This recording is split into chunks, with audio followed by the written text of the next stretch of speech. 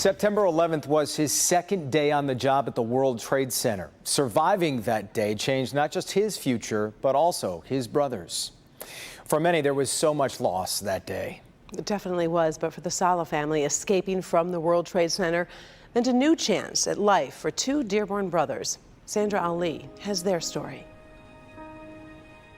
Almost everyone in some way is impacted by the tragedy of 9/11. For David Saleh and his brother Robert, it changed the course of their lives.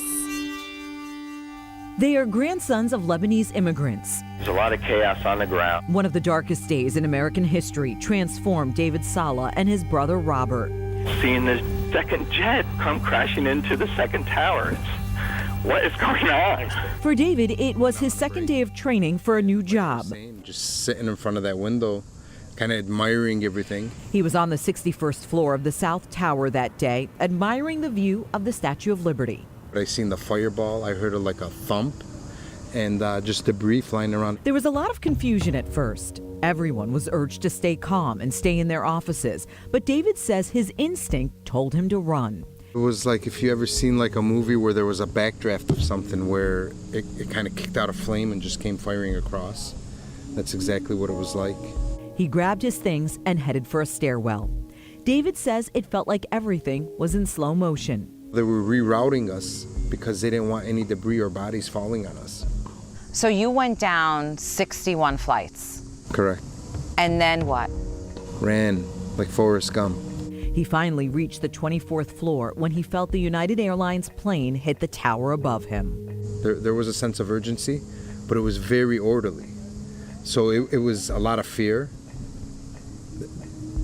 And I think the fear was had more to do with the unknown, what was going on. He remembers seeing firefighters run past him in the other direction as he raced to get outside. It's when the plane went through our towers. That was when everybody started, that's when the panic began.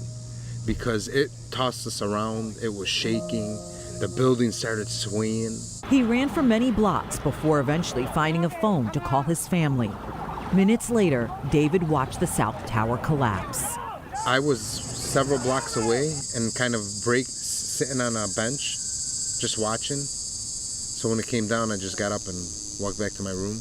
His family, like so many others on that day, panicked and feared the worst. Listening to my mom screaming and crying over your voice note.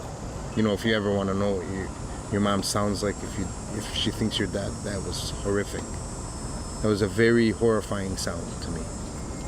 Because your family back here thought you were dead. They had no clue what was going on. David drove back home to his family in Dearborn the next day. Have a great day today. One last great day.